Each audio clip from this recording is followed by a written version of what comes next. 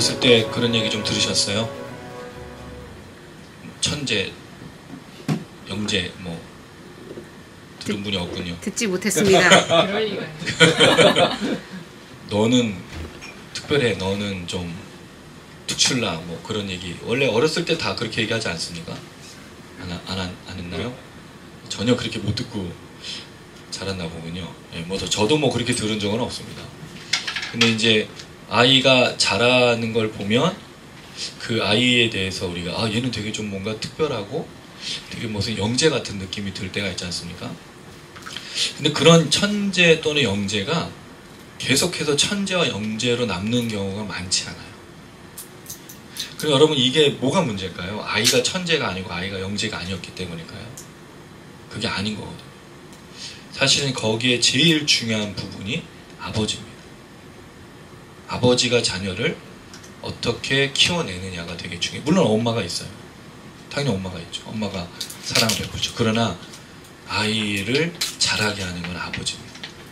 제가 아버지는 어떤 존재라고 말씀드렸죠? 집에서 축복하는 존재. 어머니는요? 사랑하는 존재. 이 두 가지가 이루어져야 돼요. 대부분의 가정이 이런 그 모습을 보기가 쉽지 않죠. 여러분 아버님들은 여러분들을 축복하셨나요? 대부분 그런 좋은 기억이 거의 없을 거예요. 그리고 요새 보면은 좀 심심치 않게 아이를 학대하는 부모 그런 것도 많이 보죠. 그럼 두 번째, 어머니는 여러분들을 사랑하셨습니까? 좀 쉽지 않아요. 제 개인적인 경험으로도 축복받고 자랐다, 사랑받고 자랐다는 경험이 별로 없어요. 저희는 또 이제 제가 자랐던 가정은 서로 다툼이 있었던 부부니까 그러니까 본인들의 다툼 속에 자녀는 사실 좀 방치가 되는 편이죠. 그런데 여러분 제가 분명히 말씀드리지만 아버지가 아이들, 자녀들을 축복하고 엄마가 아이들을 사랑하면 그 가정의 자녀들은 영재와 천재가 될 가능성이 크다는 거죠. 근데 그 천재와 영재라는 게 우리 기준에서 얘는 뭐 그 특출나서 뭐 이게 아닌 거예요. 특별하다는 게 뭐냐는 거죠. 특별하다. 영재, 천재가 뭐예요? 세상을 선도하고 그런 게 아니라는 거죠. 그래서 오늘 본문을 읽으면서 야곱의 축복이 마무리잖아요.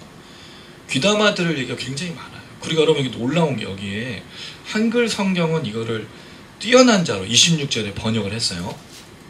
뛰어난 자. 근데 이 단어가 무슨 단어일까요? 아마 처음 들어보실 건데 나지르란 단어예요. 나시린. 나시린이 여기 나와요. 우리가 알고 있는 나시린 주로 모세 또는 삼손, 사사시대 때 구별돼서 머리를 자르지 않고 술을 먹지 않고 하나님과 구별된 자, 구별된 자라는 뜻이거든요.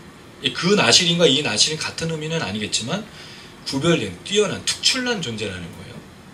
그럼 그 특출난 존재를 어떻게 만드냐는 거예요. 물론 요셉이 국무총리를 했기 때문에 그 모든 것들을 또 그러면 특출하고 나시린이니까 하나님이 축복해서 총리를 만들었다라고 생각했지만 그게 아니라 이 총리가 원래 목적이 아니었죠. 원래는 뭐였어요? 아무것도 아니었는데 노예로 갔다가 감옥에 갇혀서 정말 국무총리를 만들고 싶으면 뭘 만들어야 얘를? 노예로 삼고 감옥에 보내서 이런 경우를 해야지 요셉이 되는 거지. 근데 이 특출나다는 게 무슨 뜻이냐? 특별하다는 거예요. 이게 아버지 역할과 연결이 되어 있어요. 이 얘기를 오늘 좀 드리고 싶습니다. 특별히 우리가 축복을 나누는 과정 속에. 6월에 한 달 동안에 우리가 이제 창세기를 거의 정리하게 될 것 같아요. 그리고 아마 하반기쯤에는 요한계시록을 시작하지 않을까 싶은데 저도 계속 기도로 좀 말씀으로 또 준비하고 있는데 위에 기도해 주시고요. 어쨌든 이런 특별한 존재 또는 아버지의 축복, 어머니의 사랑이 있다면 그 가정, 그 자녀들은 올바르게 자라고 바르게 자랄 가능성이 굉장히 크다는 거죠. 본인이 실수하고 본인이 범죄하고 본인이 잘못한 경우를 제외하고는 축복과 사랑을 온전히 받는다면 그렇게 자라갈 수 있다는 거죠. 그리고 이것이 야곱이 축복하고 있는 기준이었다는 거예요. 그 야곱의 축복의 모든 모습 속에 뭐가 있어야 된다? 아버지의 축복이 마음껏 담겨져 있어야 된다는 거예요. 이걸 남겨줘야 된다는 거예요. 이게 유언이어야 된다는 거예요. 잘 먹고 잘 살아가 유언이 아니라 아버지가 받은 모든 축복을 자녀에게 베풀어 주는 게 축복이어야 된다는 거죠. 그 중에 제일 큰 축복이 무엇이겠습니까? 하나님에 대한 지식. 이 이야기를 하면서 야곱이 마무리를 하고 있어요. 그리고 여기에 이제 독특한 게 요셉에 대한 축복이 등장하는데 조금 이따 살펴보도록 할게요. 오늘 내용은 먼저 단이 나오죠. 16절 18절에 단이 나오는데 단은 누구의 아들이었죠? 빌하, 라헬의 여종인 빌하의 아들이었어요. 그럼 단하고 또 누가 있습니까? 원래 빌하의 아들이? 납달리. 근데 신기하게 순서가 단 다음에 납달리가 아니에요. 그 사이에 누가 있냐면 갓하고 아셀이 있어요. 갓하고 아셀은 실바의 아들, 레아의 여종이었던 실바의 아들 2명이에요. 그럼 이상하죠. 왜 단 다음에 갓하고 아셀이 나오고 그 다음에 다시 납달리가 나오냐는 거예요. 재밌는 건 빌하의 아들들이 실바의 아들들을 싸고 있는 그런 모습이라는 거예요. 물론 정확한 의미는 알 수는 없지만 야곱의 의도가 담겨져 있다는 거죠. 분명히 단이 이걸 얘기해요. 또 하나, 이사가라고 스불론은 사실 순서를 따르면 원래는 레아의 아들 먼저로 들어가면 안 돼요. 원래는 단, 납달리, 주세요. 갓하고 아셀 다음에 이사라하고 스불론이 돼야 되는데 레아의 아들들의 축복에 6명을 다 같이 넣어버린 거죠. 순서가 뒤바뀌어서 나가고 있다는 거예요. 그런 의도가 있다는 걸 볼 수 있는데, 자, 먼저 단에 대해서입니다. 자, 단은 이스라엘의 한 지파같이 그의 백성을 심판하리로다. 이게 무슨 뜻일까요? 어려운 듯하고 또 쉬운 듯한데 그냥 간단하게 설명을 드리면 단도 이스라엘의 한 지파라는 거예요. 한 지파로서 그도 지도자의 역할을 수행한다. 이 심판한다는 말은 우리가 그냥 심판한다는 말이 우린 주로 심판을 뭐로 생각하죠? 종말의 때. 근데 사실 이건 재판하다는 뜻도 있고 또 다스리다는 뜻도 있어요. 그럼 단이 뭐가 된다는 거죠? 지파의 우두머리가 되겠다는 거예요. 그럼 단도 다른 형제들처럼 지파를 하나 형성할 것이다 라고 나와요. 여러분 읽어보면 또 나중에 또 읽어보세요. 한번 16절부터 그 다음에 그 납달리까지 형제들에게는 없는 축복이 있어요. 앞선 형제들하고 좀 다른 축복. 물론 앞선 형제들은 주로 저주받고 경고를 받았는데 없는 축복이 뭐냐면 자녀들에 대한 축복이 그렇게 강조되진 않아요. 그리고 실제로 단과 납달리까지 가닥과 아셀도 거의 이 지파가 많은 수가 아니에요. 그 땅도 크게 차지하지 않고 있습니다. 대부분의 땅은 유다와 이 축복하고 있는 요셉. 왜냐면 에브라임과 므낫세는 또 땅을 따로 가졌으니까 그런 식으로 형성이 되어 있고 굉장히 소수의 민족처럼 지파처럼 보여주는 게 단부터 이 납달리까지라는 거죠. 자, 두 번째 17절 한번 읽어볼게요. 시작. 단은 길섭의 뱀이요 새끼의 독사로다. 말굽을 물어서 그 탄자를 뒤로 떨어지게 하리로다. 예, 말굽을 물어서 그 탄자를 뒤로 떨어지게 하리로다. 자, 길섭의 뱀이요 샛길의 독사로다. 이게 그 긍정적인 의미일까요? 부정적인 의미일까요? 예, 왜냐면 뭐가 나오기 때문이죠? 독사. 이 독사라는 단어가 어디서 나오죠? 뱀? 창세기 3장에 아담과 하와를 유혹하는 게 독사잖아요. 같은 단어가 나왔어요. 근데 사실 여기서 나오는 그 독사가 사단일까요? 그럼 단이 뭐야? 사단 얘기잖아요. 그건 아니죠. 여기서는 그냥 뱀으로 쓰인 거예요. 창세기 3장에 사단이 형상으로 바꿔서 나타난 뱀하고는 다른 종류다. 그럼 이 단에 대해서 부정적인 의미를 갖고 있느냐? 그렇지는 않아 보여요. 왜냐하면 길섭의 뱀이요 새끼의 독사인데 말굽을 물어서 그 탄자를 뒤로 떨어지게 한다. 이걸 보면 여러분 마치 전쟁에 비유하면 뭐처럼 보이세요? 매복을 했다가 갑자기 나타나서 놀라게 하고 그 사람들을 공격하는 그런 모습처럼 보이지 않으세요? 그러니까 이 단이라는 지파는 민족이 많지 않아, 사람들이 많지 않아서 마치 숨었다가 공격하는 그런 민족처럼 보여진다는 것을 얘기하는 것은 아닐까. 그렇게 생각이 되어진다는 거죠. 근데 여러분 모세가 그 가나안 땅에 들어갈 때 그 전에 지파들마다 축복을 하는 게 신명기 33장이에요. 거기에 이 단에 대해서는 이렇게 설명을 했어요. 신명기 33장 22절입니다. 신명기 33장 22절 제가 읽어드릴게요. 단에 대하여는 일렀으되 단은 바산에서 뛰어나오는 사자의 새끼로다. 여긴 독사가 아니라 사자의 새끼로 나와요. 근데 여러분 이 사자의 새끼로 비유했던 사람이 누구였죠? 이 야곱이 축복할 때 유다였지 않습니까? 유다는 사자의 새끼로 왕이 거기서 나올 거다. 그럼 단에 대한 축복이 독사다 이것이 마치 부정적인 것처럼 보이지만 그렇지는 않다라는 거예요. 단도 그 상황에 맞게 삶을 살아갈 것이다 라고 이야기를 하고 있다는 거죠. 그래서 이 단에 대해서 정확하게는 알 수 없지만 야곱이 그 삶을 돌아봤을 때 단도 하나의 지파로서 살아갈 거예요. 근데 살아가는 대신에 삶이 녹록진 않죠. 왜냐하면 공격이 왔을 때 매복을 하든지 이렇게 숨었다 공격을 해야 되니까 그런 삶이 될 것이다 라고 말하고 있는 거예요. 자, 그리고 나서 이상한 구절이 하나 나와요. 18절 한번 읽어보겠습니다. 시작. 여호와여 나는 주의 구원을 기다리나이다. 세상에 이렇게 생뚱맞는 구절이 없어요. 단에 대해서 막 얘기하다가 이게 도대체 왜 갑자기 이걸 따로 떼면 어떤 의미가 되죠? 여호와는 나의 구원이십니다라고 말하는 아주 구원에 대한 고백이잖아요. 여기 나온 구원이 예슈아예요. 예수, 여호수아. 그 구원이라는 단어를 썼다는 거죠. 왜 갑자기 여기서? 그래서 이걸 볼 때 단과 또 뒤에 나오는 갓, 아셀, 납달리까지 이 아들들을 볼 때 하나님이 이 아들들의 구원이 되시길 바라는 야곱의 소망이 담겨져 있는 것은 아닌가라는 생각이 들어요. 왜? 아까도 말씀드린 단도 매복을 해야 돼요.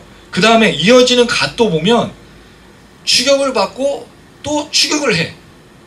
그러니까 이것도 여러분 그 손자병법에 나오는 거잖아요. 처음에 이렇게 군대가 맞닥뜨렸다가 여기는 소수의 이렇게 군대가 나가요. 그럼 저쪽에서 정예병사가 기마병 막 쫓아오잖아요. 얘네 막 물러가는 척하면서 도망을 가.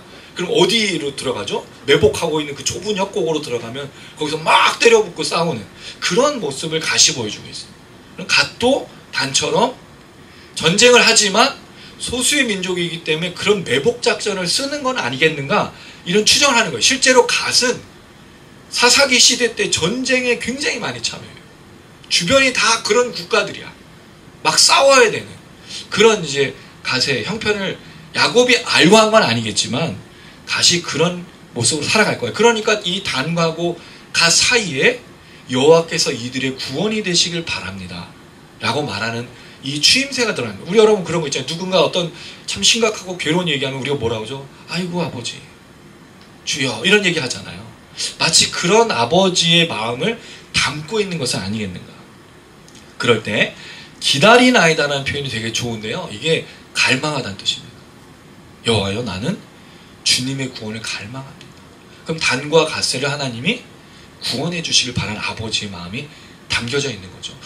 앞선 레아의 아들들에 대해서는 루벤, 시므온, 레위는 주로 경고와 저주를 받았는데 단부터 시작된 이 아들들에 대해서는 미래를 예언하는 한편 하나님이 이들을 도와주시길 바라는 아버지의 마음이 담겨져 있는 걸 알 수 있습니다.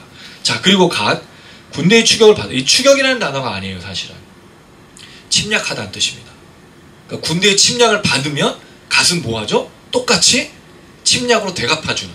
그 대신에 먼저 공격하는 게 아니라 반드시 뒤로 공격하는, 반복해서 공격하는 그런 모습을 보여주고 있다는 거죠. 자, 20절 읽어보겠습니다. 아셀입니다. 시작.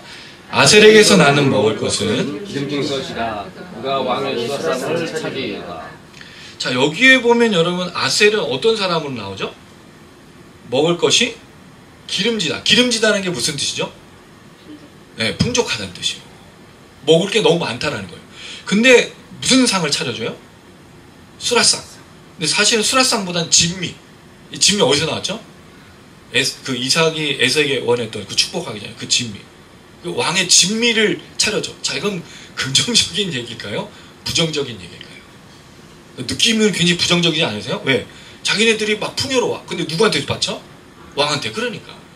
그래서 이게 부정적인 의미처럼 들리는데 제가 여기서 아주 놀라운 걸 발견했어요. 이거 500원짜리인데. 1000원도 받을 수 있어요. 그게 뭐냐면 이게 사실은 저주처럼 보이잖아요. 실제로 아셀은요.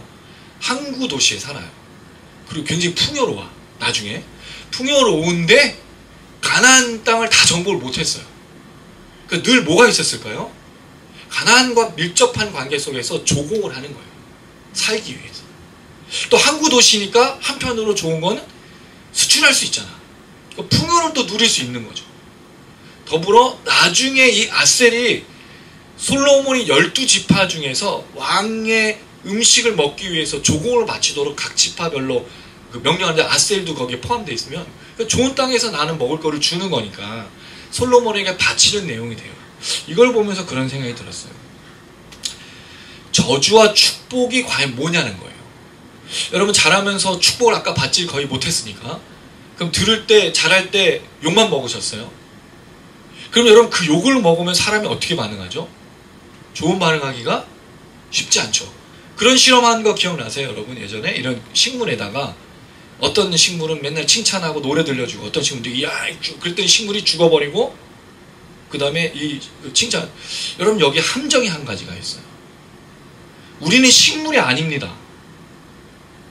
근데 자기를 식물처럼 생각하는 사람이 굉장히 많아. 여러분 이 얘기를 들으면서 이게 이상하다 생각해 본 적이 없죠? 그래서 맨날 뭐만 듣길 원해요, 우리가? 칭찬만 듣고 축복만 듣길 원해. 이게 식물인간이야. 이게 얼마나 잘못된 얘기예요. 왜? 우린 식물이 아니잖아. 우린 뭐 할 수 있죠? 리액션 할 수 있고요. 식물처럼. 또 하나는 우린 그거를 바꿀 수 있어요. 할렐루야. 이게 차이예요. 저주를 들으면 그대로 내가 저주받아야 돼요? 아니죠. 뭐 해야 돼요? 거절하는 거예요. 거부함. 그 저주를 좋은 얘기로 받아들여. 그래? 욕해 실컷. 그러나 거기서 좋은 소스만 얻어서 저주를 뭐로 바꿀 수 있어요? 축복으로 바꿀 수 있는 게 사람인 거예요. 이 아셀이 지금 이 얘기는 저주처럼 보이죠? 근데 나중에 이 아셀은 풍요롭게 살아요. 저주가 아니게 된 거예요. 근데 축복을 받는데 축복이 아닌 때가 있죠. 왜 축복이 아니에요? 축복을 받았지만 죄를 짓고 하나님을 떠나 있으면 그건 축복이 아닌 거죠. 이게 굉장히 중요한 얘기를 하고 있는 거예요, 여러분. 이 500원 더 받아야겠죠? 네. 별 반응이 없어요. 원래 우리 성도님들은 반응이 별로 없지만 저주로 듣는 게 아니에요, 우리가. 들을 필요가 없다고요. 내 안에 누가 계시죠? 하나님이. 하나님이 그 저주를 듣게 했을 때가 있을 수 있어요. 안 들을 수는 없잖아요, 여러분. 내가 일을 하는데 안 들어, 좋은 얘기만 들어요? 없죠. 근데 그 속에 바꾸는 거예요. 내 안에 계신 하나님께서 저주를 뭐로? 축복으로. 그래서 여러분 야곱이 경고하고 저주하고 시므온과 레위와 루벤과 많은 아들들에게 저주하고 경고하지만 하나님 이걸 다 바꿔주셨잖아요. 할렐루야. 그게 중요한 거예요. 우리 식물인간이? 아니다. 듣는 대로 내가 듣고 나는 그래 바보 멍청이야. 우리 아버지가 말하고 우리 어머니가 말하고 사람들이 말한 것처럼 들으면 나는 아무것도 할 수 없는 놈이야. 이게 아니라는 거예요. 왜? 왜 그렇게 들어야 돼요? 왜 그렇게 반응해야 돼요? 우린 식물이 아니라고요, 여러분. 우린 그런 존재로 태어난 게 아니에요. 선포해야 됩니다. 거절해야 됩니다. 나는 그런 존재가 아니라고. 왜? 하나님이 나를 그런 존재로 만든 게 아니니까. 근데 저도 이걸 깨닫는 게 너무 오래 걸렸어요. 나는 그런 사람인 줄 알았어. 여러분 그렇잖아요. MBTI 이게 얼마나 웃겨. ISTJ. 그럼 너는 일단 I의 성향이 뭐예요? 내성적이에요. 그럼 난 다 내성적. 쟤는 외향적. 그럼 외향적. 이게 어딨어. 우리가 우리 복잡 미묘하지 않습니까, 여러분? 외향적일 때도 있고 내성적일 때도 있는 거예요. 이 하나의 우리를 몰아넣는 게 아닌 겁니다. 그래서는 안 되는 거예요. 그럴 수도 없고요. 그래서 우리가 반응할 때 그 이야기를 듣고 들을 얘기만 듣고 나면 쳐내야 돼요. 이게 성경적인 거예요, 사실. 그리고 축복을 받지만 축복과 칭찬이 반드시 좋은 건 아니라는 거죠. 왜? 내가 하나님 안에서 살지 않으면 축복이 뭐가 될 수 있어요? 저주가 될 수 있는 거예요. 그래서 저주와 축복은 누가 결정하는 거냐? 우리가 결정하는 건 아니지만 하나님 결정하시는데 어떻게 반응할 거냐가 우리에게 있다는 거예요. 너무 놀랍지 않으세요? 아직까지 좀 더 해보세요, 목사님. 그런 거죠. 굉장히 중요한 얘기를 하고 있어요. 그래서 저는 이 아셀의 이야기를 보면서 이 미래를 보면 아셀이 사실은 풍요로운데 왕의 조공을 바치는 게 문제가 될 것 같지만 그렇지 않다는 거예요. 하나님 그렇게 내버려두지 않으시고 하나님이 우리 인생을 그렇게 살게 하지 않으신다고요. 믿으신 여러분 되시길 바랍니다. 자, 그리고 나서 납달리에 대해서요. 납달리. 자, 21절 시작. 납달리는 노인 암사슴이라 아름다운 소리를 바라는. 참 이게 동물에 대한 비유가 많이 나왔어요. 유다는 사자 새끼. 그 다음에 납달리는 암사슴. 그리고 이 앞에 다는 뭐였죠? 독사. 그 다음에 마지막에 베냐민은 물어뜯는 이리로 나와요. 그래서 이 마지막에 표현은 이 베냐민은 아니 무슨 아버지가 막내 아들 이렇게 표현을 하지? 물어뜯는 이리가 뭐처럼 느끼세요? 하이에나처럼 막 달려들어가지고 막 근데 그렇지 않아요. 빼앗은 것을 나눠 먹어. 하이에나 나눠 먹지 않지. 근데 늑대는 포획해서 나눠 먹는다고. 이게 늑대가 굉장히 군집체로 움직이는 공동체 생활을 해요. 리더가 있고 함께 따라가서 굉장히 중요한 얘기를 하고 있는. 근데 우리는 굉장히 이걸 나쁘게 받아들이고 있는데 이런 표현 중에 납달리는 되게 이상해. 암사슴이야. 예, 그럼 납달리는 여성스러웠다는 얘기인가? 근데 뒤에 말이 더 웃겨요. 아름다운 소리를 암사슴이 아름다운 소리를 내나요? 사슴 소리가 예쁘지 않아요, 여러분. 이상한 소리예요. 고라니는 더 이상하잖아요. 아름다운 소리는 새가 내는 거지. 그래서 이거에 대한 번역이 몇 가지가 있어요. 공동 번역은 아양 떠는 소리. 새 번역은 재롱이 귀여울 것이다. 그런 얘기를 했어요. 현대어 사랑스러운 새끼 사슴을 데리고 있구나. 이거는 아름다운 소리를 새끼 사슴으로 번역한 거예요. 그 다음에 NASB는 beautiful words 또는 ESB는 beautiful phones라고 했는데 이것도 이제 자녀 무슨 그 새끼 뭐 이런 얘기를 해요. 70인역 납달리는 뻗어나가는 줄기 그 열매로 아름다움을 낳는다. 번역이 일관성이 없어요 다. 그래서 두 가지로 제안할 수 있는데 하나는 아름다운 소리는 납달리의 삶이 풍요로운 걸 말하는 거냐. 두 번째는 그 삶에 자녀들이 많아져서 아름다운 소리, 즐거운 소리를 말하는 거냐. 결국 납달리에 대해서 뭘 얘기하고 있죠? 풍요를 말하고 있는 것은 아니겠는가. 좋은 얘기를 해주고 있는 거죠. 자녀에 대한 축복, 그 삶에 대한 축복. 근데 여러분 이 납달리가 얼마나 놀라운 민족이냐면요. 신명기 33장에 모세가 또 얘기한 게 있어요. 23절, 33장, 23절. 납달리에 대하여는 일러스되 은혜가 풍성하고 여호와의 복이 가득한 납달리여 넌 서쪽과 남쪽을 차지할지로다.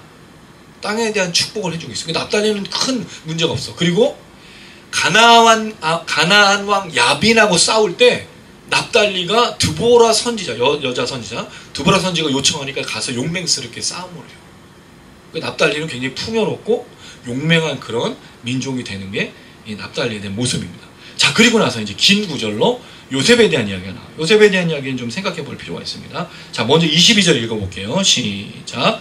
요셉은 무성한 가지, 곧 샘 곁에 무성한 가지라 그 가지가 담을 넘어도다. 자, 여러분 이 이야기를 보면 뭘 의미하는 것처럼 보이세요?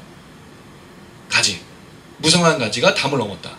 그럼 뭘 의미하는 것처럼 보이세요? 이게 부정적인 것 같아요? 그렇진 않죠? 가지가 넘어갔다는 거는 풍요롭다는 거죠. 근데 문제가 있어. 이 가지라는 단어가 벤이라는 뜻인데 아들이라는 뜻이거든요. 근데 이걸 가지로 번역을 했어. 옛날에는 뭐 들나귀로 번역도 하기도 했고. 그래서 제가 볼 때는 이건 자녀에 대한 축복으로 보는 게 좋겠다. 요셉의 자녀들이 많아져서 가지가 무성해서 넘어갔다는 건 굉장히 많은 축복으로 자녀들이 많아질 것. 여러분 이걸 보면 요셉이 장자라고 말씀을 드렸어요. 근데 앞선 에브라임 므낫세 요셉의 아들들에 대한 축복과는 조금 다르게 나타나는데 어쨌든 간에 요셉에 대해서 축복할 때 아들에 대한 축복을 하고 있다. 첫 번째. 자, 그 다음 두 번째. 24절 말씀 읽어봅니다. 23절, 죄송해요. 23절, 24절. 제가 23절 읽고 여러분 24절 읽어주세요. 활 쏘는 자가 그를 학대하며 적개심을 가지고 그를 쏘았으나 요셉의 왕은 도리어 굳세며 그의 팔은 힘이 있으니 이는 야곱의 전자 이스라엘의 반석인 목자의 손을 힘입니다. 자, 이걸 보면 이제 요셉이 당하는 상황에 대해서 이제 설명을 하죠. 활 쏘는 자가 있어요. 활을 이렇게 쏘려고 준비하고 활을 쏜 사람들이죠. 학대했다라고 나옵니다. 학대했다라는 말은 이 공격했다는 뜻이고요. 박해했다라고 핍박했다는 뜻이요. 뭘로요? 활로. 근데 여기 적개심이 나오는데 적개심은 사실 증오 원한입니다. 요셉의 인생하고 좀 닮아있지 않아요? 요셉이 누구에게 증오 원한을 받죠? 형들. 아버지의 편애 때문에 형들이 그를 증오해서 뭐로 팔아버리죠? 원래 죽이려고 했다가 노예요. 그냥 감옥에 가죠. 감옥에 갔을 때 간수장의 사랑을 받았겠고 또 여러 사람들에게 인정도 받았겠지만 늘 그를 반대하는 사람이 있었을 것이고 또 하나 그가 애굽의 총리가 되었지만 분명히 그에 대한 대적들이 있었을 거예요. 그러니까 요셉의 삶이 녹록지 않았다는 거죠. 그를 향해서 늘 화살이 날라오고 증오와 적개심이 있었다라고 지금 이야기를 하고 있다는 거예요. 자, 그런데 24절 요셉도 활을 쏴. 근데 활을 당기진 않아요. 공격하진 않아. 활을 당기고 있는데 이 표현 굳세며 그의 팔은 힘이 있다. 여러분 이 이야기가 뭐처럼 보이세요? 요셉의 활을 쏠릴 때 하나님이 도우시는 것처럼 보이세요? 아니면 다른 어떤 의미가 있을까요? 이거에 대한 번역문들도 또 차이가 있어요. 그냥 설명을 드리면 요셉이 화를 쏘는 게 아니라 대적들이 화를 쏘려고 할 때 하나님이 그 활들을 깨뜨리신다. 무력하게 한다. 무기력하게 한다. 그 활을 쏘는 거를 못하게 막으시는 그런 표현으로 번역한 게 있고, 또 이 한글 우리 개역개정처럼 요셉이 활을 쏠 수 있도록 붙드시는 하나님으로 표현하는 번역들이 있어요. 저는 개인적으로 여기서 뜬금없이 적들이 이 활을 못 쓰게 깨뜨리거나 못하도록 하는 것보단 하나님이 활을 쏠 수 있도록 이 요셉을 붙드시는 거로 해주는데, 여기에 이제 아주 놀라운 게 요셉은 한 번도 다른 사람을 향해서 활을 쏜 적이 없다는 거죠. 여러분, 이게 굉장히 주목해야 돼요. 하나님이 요셉이 활을 들고 힘을 북돋아주고 이 활을 쏠 수 있도록 붙잡아줬다면, 전능하신 하나님이시라면 뭐 해야 돼요? 활을 날려야 되는 거 아니에요? 활을 쏠 수 있도록 계속 붙들어 주셨다면 대적을 향해 활을 쏴야 되잖아. 근데 요셉의 인생에 활 쏜 적이 있어요? 누구를 공격한 적이 있습니까? 없다는 거죠. 이게 너무 놀랍지 않으세요? 이게 두 번째, 오늘 500원 좀 돈 좀 벌어가세요. 오늘 요셉을 하나님 붙드시는데 공격하진 않게 한다는 거죠. 그 중후와 원한과 적개심이 있는데 요셉을 하나님 붙드신 거예요. 여러분, 온유하다는 뜻이 있어요. 온유가 뭐죠? 모세가 온유하다는 얘기를 했고, 예수님도 온유하신 분으로 말하잖아요. 온유가 주로 우리는 뭐로 생각하죠? 부드럽고 순한 것. 그래서 제가 안 선생님 얘기했잖아요. 슬램덩크에 안경끼 안 선생님 강백호면 턱 쳐도 웃는, 이걸 온유로 생각 아닌 거예요. 온유는 요셉의 이 모습이죠. 공격과 증오와 적개심을 받지만 화를 쏠 수 있는데 멈추는 걸 온유라고 부르는 거예요. 참는 거예요. 인내하는 거예요. 근데 여러분, 이 얘기를 보니까 누가 생각나지 않으세요? 그렇죠. 예수 그리스도. 예수님이 활 쏠 능력이 없어서 십자가 달린 게 아닙니다. 예수님은 아무 능력이 없어서 사람들 끌려가서 쳐맞고 십자가 지고 거기에 그냥 흐느적거리면서 달린 게 아니라고요. 활 쏠 수 있는 능력이, 저주를 퍼부을 수 있는 능력이 있으셨는데 그 퍼부을 수 있는 능력을 사람들에게 쏟지 않고, 죄인들에게 쏟지 않고 누구에게 쏟았죠? 자기 자신에게 쏟은 거예요. 예수님. 마치 요셉의 모습이 예수님의 모습 같아요. 만약에 여러분, 예수님께서 그 저주와 그 모든 화를, 강한 능력을 사람들에게 그 저주의 능력으로 쏟아냈다면 어떤 일이 벌어졌을까요? 이 땅이 노아의 시대처럼 다 쓸어버려지고 아무도 남지 않는 그런 시대가 됐을 거예요. 사람들이 없었을 거예요. 근데 예수님이 그 십자가에 달리셔서 자기에게 모든 걸 쏟아부으셨잖아요. 그걸 할 수 있도록 하나님이 능력을 부어주시고, 이게 참 놀라운 거예요. 요셉이 하나님의 그 권능의 힘을 받아서 살고 있지만 그는 그것을 보복하는 데 쓰지 않았다는 거죠. 오히려 그 힘으로 그는 견뎌내고 인내하고 온유함으로 살았다는 거예요. 할렐루야.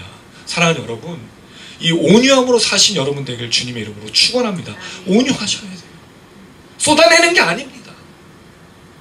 이 증오와 적개심에 대해서 활을 들고 싸울 수는 있지만 그 증오와 적개심에 대해서 싸우는 게 아니라 나에 대해서 싸우는 거예요. 온유할 수 있도록, 인내할 수 있도록, 나를 통제하고 나를 절제하고 나를 붙드는 거. 근데 여러분, 그걸 누가 도와준다고요? 하나님께서. 그리고 여러분, 증오와 적개심으로 증오와 적개심을 싸우면 어떤 일이 벌어지죠? 전쟁이에요. 전쟁. 내 인생은 다 전쟁이에요. 왜? 싸울 것밖에 없거든요. 누가 우리를 축복하고 누가 우리에 대해서 그렇게 해줘요? 그런 사람 없습니다, 여러분. 내가 돈이 있고 내가 힘이 있고 내가 잘 나가면 그렇게 보이죠. 근데 우리가 무너지고 엎어지고 아무것도 안 하면 여러분 누굴 찾아주세요? 하는 사람들 얘기하지 않습니까? 망한 사람들에게 네가 뭐가 죄를 졌겠지, 네가 기도 안 했겠지, 네가 뭘 안 했겠지, 그러니 하나님 너 이렇게 한 거 아니야, 이런 식으로 얘기한다고요. 모든 증오와 적개심이 우리를 향하고 있을 때 우리가 어떻게 반응한다고요? 화를 쏠 수 있지만 온유함으로 싸워주시는 건 누가? 하나님. 그게 요셉이 경험했던 거예요. 요셉이 그 삶에서 자기의 대적들에게 행하셨던 하나님의 역사. 그러니까 형제들이 일을 당하면서 하나님 우리에게 저주하시는 건가? 본인들이 생각한다. 예수님의 그 십자가가 우리에게 말해주는 게 모든 증오와 적개심과 모든 악한 것들이 담겨졌지만 예수님께서 자기에게 쏟으신 걸 통해서 우리가 받아들일 때 온유와 인내와 절제와 사랑과 인자와 자비를 그 십자가에서 느끼는 거잖아요.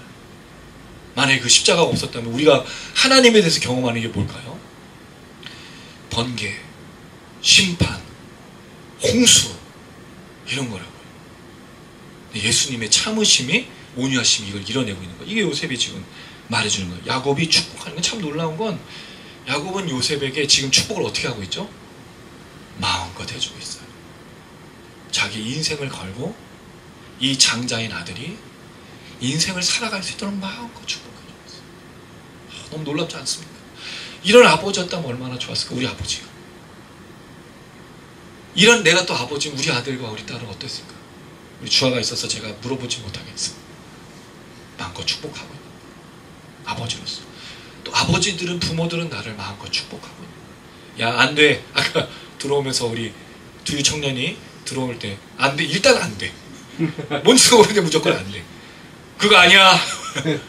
조용히 해. 혹시 우리가 그러고 있는 건 아닌가? 그럼 자녀들은 맨날 뭐 해야 되죠?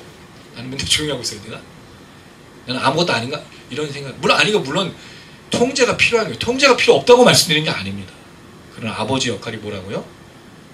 축복. 근데 그 축복 속에 또 뭐도 있죠? 경고도 있고 저주도 있어요. 그래야 아들이 돌아오니까. 잘못한 아들을 축복하는 건 잘못한 겁니다, 여러분. 잘못한 아들을 축복해서 어떤 일이 오죠? 이삭이 에서를 만든 거 아니에요? 야곱이? 그 축복이 뭐라고? 뭐가 그게 축복이에요? 그건 축복이 아니지. 잘못된 아들을 돌이키는 건 경고와 저주여야 돼요. 그게 아버지 역할이기 때문에. 어떻든 그렇게 하나님께서, 전능하신 하나님께서 너를 도우실 것이다. 자, 25절 읽어보겠습니다. 25절 시작. 내 아버지 하나님께로 말미암나니 그가 너를 도우실 것이요 전능자로 말미암나니 그가 내게 복을 주실 것이다. 위로 하늘의 복과 아래로 깊은 샘의 복과 젖먹 이는 복과 태의 복이로다. 하나님이 전능하신 하나님, 엘샤다이, 전능하신 너에게 복을 줄 건데, 너에게 복을 줄 거야. 어떤 복? 하늘의 복, 기품의 복. 이 기품이라는 거는 태움이란 단어인데 창세기 1장에 나와요. 그 물의 기품 위에 성령이 운행하시더라. 그러니까 이게 땅의 기품이 아니고 바다. 왜냐면 땅보다 바다가 더 깊으니까. 하늘과 이 바다의 기품의 모든, 그러니까 결국 살아가는 모든 것 속에 있는 복이 되겠죠. 젖먹이는 복, 사실 이 좀 죄송스러운 표현이지만 여자의 이 젖, 이거 그대로 표현했어요. 그 다음에 태는 자궁. 원래 이 단어들이 다 그렇게 내장, 장기와 이걸 실질적으로 우리처럼 뭐 이걸 다른 표현을 하지 않고 그냥 그대로 표현했어요. 이게 무슨 복이에요? 그러면 결국 자녀가 많아질 것이란 그 복. 그 땅의 복과 자녀의 복, 계속해서 이 아들을 축복하고 있습니다. 자, 그리고 26절 시작. 내 아버지의 축복이 내 선조의 축복보다 나아서 영원한 산이 한없음 같이 이 축복이 요셉의 보리로 돌아오며 그 형제 중 뛰어난 자의 정수리로 돌아오리라. 야곱의 마지막 축복, 요셉에 대한 축복이 뭐예요? 제가 마음껏 축복했다 그랬죠. 여기서 알 수 있어. 내 아버지의 축복이, 그 야곱을 말하죠. 내 선조, 야곱의 선조는 아브라함과 이삭이에요. 그 복보다 더 나아갈 것이다. 더 많아질 것이다. 요셉이 아브라함, 이삭, 야곱보다 받았던 축복보다 더 많이 받을 것을 축복해주고 있는 거죠. 모든 축복을 모아서, 옛날에 그 주명진 씨가 했던 거, 예, 모아서 그 얘기예요. 내 아들에게. 여러분, 이렇게 축복받는데 요셉이 잘 될 수가 있어요? 못 될 수가 있어요? 잘 될 수밖에 없지 않겠습니까? 물론 야곱은 그렇게 축복을 해주지 못했죠. 요셉의 인생에 중요한 적개심이 있었기 때문에. 근데 놀랍게도 야곱보다 더 축복해 주신 하나님이 이 요셉과 함께함으로 그 하나님의 축복이 날마다 넘쳤던 것을 우리는 기억하고 있습니다. 자, 그 다음에 여기 중요한 표현이 있어요. 영원한 산이 한없음 같이. 근데 이게 무슨 얘기냐면, 산이 영원하죠. 산은 여러분 바뀌지 않아요. 인간이 개발해서 산이 없어지지만 산은 본인이 사라질 수가 없어. 그렇죠? 그 산이 영원한 그 한 없음까지, 그 산이 계속 있는 데까지, 그 산이 없어지지 않을 때까지. 그리고 여러분, 이 당시에는 뭐 구약에서 산이 개발될 걸 누가 알아요? 산은 뭐 없을 거라 생각하지 않잖아요. 산은 거기서 계속 있으니까 그때까지 이 축복이 넘칠 거예요. 영원토록. 내가 받았던 축복, 더 많은 축복이 너에게 갈 거야. 그리고 이 축복은 멈추지 않을 거예요. 왜 이 축복이 영원하면, 왜 이 축복이 나보다 더 많아질 거라고 말하죠? 누가 계시기 때문에? 하나님이 계시기 때문에. 내가 믿는 하나님, 나와 동행하신 하나님, 나를 도와주신 전능하신 하나님이 너의 하나님이시니까. 그러니까 여러분, 아버지가 주는 축복의 가장 중요한 게 뭐예요? 신앙의 축복인 겁니다. 이 복 외에 더 큰 축복이 어디 있어요? 근데 우리가 자꾸 뭘 남겨주려고 하죠? 물론 물질도 남겨주고 여러 가지 남겨주지만 그게 나쁜 건 아닌데, 진짜 우리 자녀들이 받아야 될 축복은 신앙의 축복인 거예요. 이것보다 더 큰 복은 없어요. 내 자녀에게 마음껏 나보다 더 능가한 신앙과 믿음으로 살아갈 수 있도록. 옛날에 그런 표현을 많이 썼잖아요. 학자들이 청춘어람이라는 단어가 무슨 뜻이냐면 그 제자들이 그 선생을 뛰어넘어서 나오는 걸 청춘어람이 말하죠. 어깨를 밟고, 이게 신앙이에요. 어깨를 밟고 뛰어넘은 것이 선생의 역할이거든요. 내 자녀들이 나를 밟고 뛰어넘어가는 거, 그게 바로 축복이죠. 하나님의 축복, 자녀에 대한 축복을 말해주고 있습니다. 자, 그리고 마지막으로 이 축복이 요셉의 머리로 돌아온다라고 되어 있어요. 그 다음에 이 형제 중에 뛰어난 자, 아까 이제 특별한 사람 나시린의 정수리로 머리로 돌아오리라. 근데 사실은 돌아온다는 표현은 없습니다. 이 단어는 그 머리에 있을지어다, 계속 있을지어다, 발생할 것이다, 나타날 것이다는 뜻이에요. 다시 말하면 영원한 산이 없어지지 않은 같이 너에게 이 축복은 영원토록 있을 거야 라고 그렇게 축복하고 있다는 거죠. 근데 제가 오늘 설교 제목을 돌아올지라라고 말했어요. 왜냐하면 축복은요 사라지는 게 아니거든요. 근데 우리가 축복이 없다고 느낄 때가 있죠. 우리가 순종하지 않을 때 축복은 없는 것처럼 보여요. 근데 우리가 순종하면 다시 그 축복이 보입니다. 할렐루야. 축복은 돌아오는 게 아니에요. 축복은 있는 겁니다. 근데 우리가 그 축복을 누리지 못하고 있죠. 그래서 이건 돌아온다는 표현보다 있는데, 내가 만약에 축복을 못 누리고 있다면 문제가 있는 거예요. 어딘가에. 그럼 그걸 해결할 때 뭐가 다시 축복이 시작되는 거죠. 제가 여러분 그 신앙을 설명할 때 한번 드린 얘기가 있어요. 우리의 신앙, 우리의 신분은요, 예수를 믿고 난 다음에 어떻게 되느냐. 많은 사람들이 옛날에 영적 성장을 얘기했어요. 영적 성장. 그리고 여러분 영적 성장은 처음에 믿을 때는 완전히 저 밑바닥. 그 다음에 점점 자라면서 1단계, 2단계, 3단계, 제가 내비게이터 훈련 10단계를 했거든요. 그 대학생 때. 그 10단계를 끝내면 제가 10단계 성장한 거예요. 그리고 만약에 죄를 졌어. 그럼 10단계에서 다시 1단계? 이걸 우리의 신앙으로 받아들인 거예요. 성장을. 단계로, 코스로. 그래 제자반 훈련하고 성장반 훈련하면 제자가 되고, 무슨 프로그램을 이수하면 내가 뭔가 되는 것처럼 이게 수료증이 우리를 말해주는 게 아니잖아요. 영적 성장이 아니고요. 신앙은 그렇지 않습니다. 우리가 하나님을 믿고 우리가 예수를 믿으면 영접하는 자, 곧 그를 믿는 자들이 하나님의 자녀가 되는 권세를 주셨다고 말했어요. 그럼 이미 우리가 뭐가 된 거예요? 믿으면 하나님의 자녀가 됐죠. 그럼 하나님의 자녀는 밑바닥에 있어요? 위에 있어요? 하나님의 자녀가 저 밑바닥에 있는 거예요? 아니잖아요. 위에 있잖아. 우리 가다가 우리가 하나님의 자녀인데도 불구하고 연약하고 부족하고 실수하고 죄를 지으니까 하나님의 자녀처럼 보이지가 않을 때가 있어요. 그럼 뭐가 있어요? 단절. 하나님과의 관계에 멈춰지는 거예요. 그럼 신분이 없어져요? 아니죠. 밑으로 떨어져요? 아니에요. 그럼 다시 열심히 믿으면 내가 다시 무슨 보험하고 있어요? 우리가 보험? 하나님 보험회사 사장님이야. 실적을 채워서 올라가는 거? 이게 신앙이 아니라고요. 처음부터 하나님의 자녀가 되면 위로 가는 거죠. 그리고 살다가 죄를 지으면 멈춰지는 거예요. 관계가 단절되니까. 그럼 관계를 회복하면 다시 이어지는 거죠. 축복이 있을지어다. 마치 돌아오는 것처럼 느껴지지만 실제로는 계속 있는데 누리지 못하고 있는 게 문제라는 거죠. 제 얘기는. 놓치면 안 돼요, 여러분. 영적 성장이라는 말은 문제가 있다. 영적으로 성장하는 게 아니고 우리가 점점 하나님의 자녀가 되어가는 거예요. 비커밍 하고 있는 거예요. 되어가는 거예요. 짓고 있는 게 아니라 되어가는 거죠. 되어가는 과정인 거죠. 이걸 놓치면 안 됩니다. 이 얘기를 지금 요셉에게 하고 있는데 결론 해석을 한 번 더 말씀드릴게요. 자, 그리고 나서 베냐민 되는 첩보. 베냐민은 물어뜯는 일이라 아침에는 빼앗은 것을 먹고 저녁에는 움킨 것을 나누리로다. 여러분 베냐민은 어떤 사람 같으세요? 굉장히 용맹한 거예요. 이 베냐민이 얼마나 용맹하냐면요. 사사기 때 레위 지파 중에 한 제사장이 자기의 첩을 뒀어. 이 첩을 두면 안 되는데. 첩을 뒀는데 그 첩이 그 베냐민 지파의 기브온이라는 지역에서 그 몹쓸 짓을 당해서 죽어요. 그러니까 이 레위 제사장이 자기 첩이 죽은 걸 12조각으로 나눠서 각 지파로 다 보냈어요. 근데 이 지역에 베냐민이 자기 지파니까 이 전쟁에 참여하지 않고 오히려 11지파와 대항하는 베냐민이 돼요. 베냐민 몇 명 안 되는데 11지파와 싸우는데 첫 번째 전투에서 22,000명을 죽여. 베냐민이 굉장히 용맹하고 탁월한 전쟁이 탁월한 족속이 베냐민이에요. 이 베냐민 족속에 유명한 사사가 있어요. 에훗. 왼손잡이 에훗 기억나세요? 왼손잡이 에훗이라는 사람이 그 왕을 죽여버리잖아요. 은밀하게 논의할 게 있다고 해서 칼로 찔러 죽이는데 왜 왼손잡이냐면 오른손이 말랐다는 뜻이에요. 베냐민이 오른손의 아들이거든요. 오른손을 잘 썼다는 얘기지. 근데 이 에훗은 왼손이야. 왼손잡이. 혼자만 이단한 거야. 장애인이에요. 근데 그가 사사가 됐어. 오른손의 아들인데 이런 유명한 에훗이 있고 또 사울왕이 베냐민 출신이에요.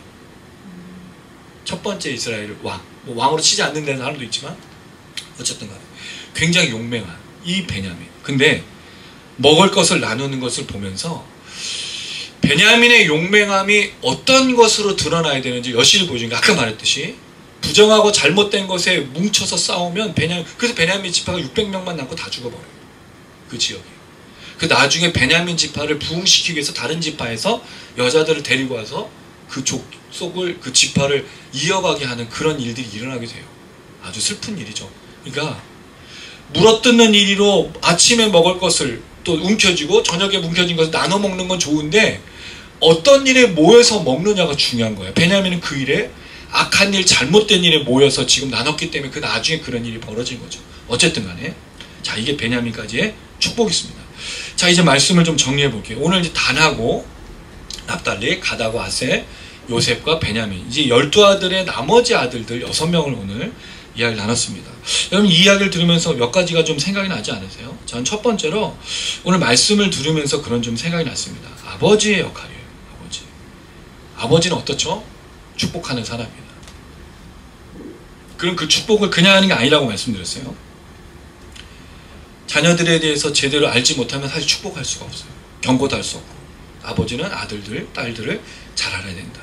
두 번째, 그 아버지가 마음껏 축복해야 된다는 거예요. 저는 여기에 좀 많은 생각이 들었어요. 내가 내 아들, 딸을 그 아들, 딸들이 분가를 해서 살기 전까지는 정말 마음껏 축복해야겠다. 이 아이들이 사랑받는 존재, 하나님이 정말 함께하는 존재라는 걸 마음껏 축복해야겠다. 우리 웅집사님, 또 우리 국간사님, 그리고 영상을 시청하시는 분들 아버지를 마음껏 축복해 주셔야 돼요. 그래야 이 아들들이 어떻게 살아가는지를 자기보다 넘고 자기보다 능가한 우리 자녀들이 물론 그런 생각이 있죠. 이 자녀들이 잘해서 우리 집도 사주고 차도 사줬으면 좋겠다는 바람도 있지만 우리를 뛰어넘을 수 있도록. 두 번째, 저주가 아니다. 우리 신문이 나이라고 해서 여러분 들은 대로 반응할 필요가 없습니다. 내 안에 계신 하나님을 통해 저주도 축복으로 만들고 할렐루야. 축복도 축복으로 살아내는. 다른 사람의 말에 귀 기울 필요가 없어요. 특별히 그게 정당하지 않을 경우.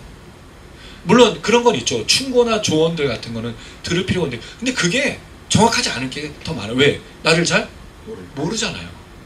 근데 그렇다고 해서 남의 말을 다 무시하면 제가 그런 얘기 듣는 게 아니에요, 여러분. 저주를 저주로 만들지 말라라는 거죠.